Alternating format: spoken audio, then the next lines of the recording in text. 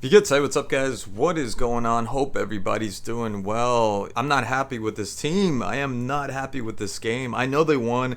That's all well and good, and they should have won. I haven't watched the Conference League, but Chelsea has to be the best team. They have to be on paper the best team. They have to be the richest team.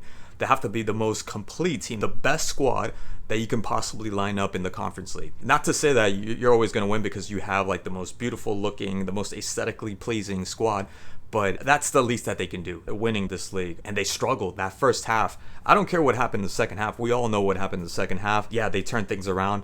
But having that kind of performance in the first half, I'm still not convinced. And ever since the second half of the season, it's been a completely different Chelsea team. They started off the season so damn well. That first half, I'm sorry. I know he won player of the match, but Cole Palmer had a really bad game. I'm sorry, he had a bad game. I know the two assists were crucial. The team looked different, and they were great assists. Don't get me wrong. Typical Cole Palmer. I thought he was going to pass it, especially with the game that he was having. He was just passing the ball. He wasn't really creating anything. And he held on to the ball like he used to when he was playing really well. And the pass to Enzo was just magnificent. The same thing against, even though that was that kid's fault that ended up replacing Ezazuli, that turn was just too easy. It was bad marking on behalf of that kid that just came in. 19 years old, number 36, Jesus something. Horrible defending. And of course, Jackson must have like a, I don't know, rabbit's foot or something tucked in his pants or in his socks, because no other time would that have gone in. Honestly, that wouldn't have gone in. So two really great assists from Cole Palmer, but that first half was so bad that I gotta say, Isco on the other end was giving a masterclass on how to command, how to lead your team, how to control that midfield. Was just left, right, middle, defending as well. He was falling back and helping out.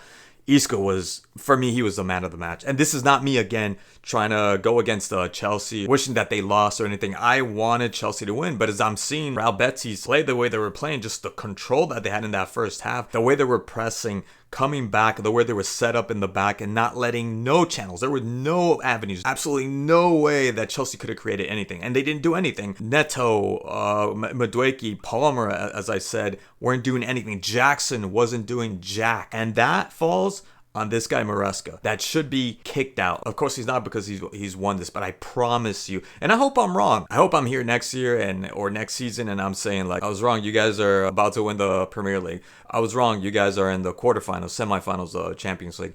But that is not going to happen. I promise you. It is not going to happen as long as this guy's at the helm. I will agree, Malo Gusto had a horrible game, but he wasn't getting cooked by Azazuli. Not at all. He was just having a bad game. I don't know where his head was at. He was chasing butterflies. I don't know what was going through Malo Gusto's mind. The whole system trying to make him play inverted winger is just not for him. He's just not going to do it. I've seen him in the past, and Maresca's trying really hard to pull a Pep Guardiola. He is not meant to play in that position. Unless he goes to Manchester City and comes back, maybe then he can play in that position. But he is not able to play in that position. He's just better as playing as just a traditional fullback. And yes, he gave the ball away for the goal, and then he gave, I think, 2 balls away maybe afterwards. But then Ezazuli wasn't like cooking him or anything like that, because Ezazuli's not quicker than him. He definitely doesn't have more pace than Malo Gusto. Malo Gusto could keep up with Ezazuli, but Ezazuli was just having a really good game. But Real Betis was just having a really good game. And Malo Gusto was just having a bad night. He was a really bad night. Substitution obviously made sense with Reece James coming in, but I don't think Reece James should have started, because ever since he's been injured, ever since, 2-3 years now, I've seen Reece James play. Reece James seems like he's always struggling when I watch him play for Chelsea, ever since he's had these injuries. And he's still a young guy, 24, 25, or 26? 25, I think, if I'm not mistaken. The only one that I don't know why he didn't start was Colwell over Badiashile. I don't know what's been happening. Maybe the last 2 games, Badiashile's been playing well.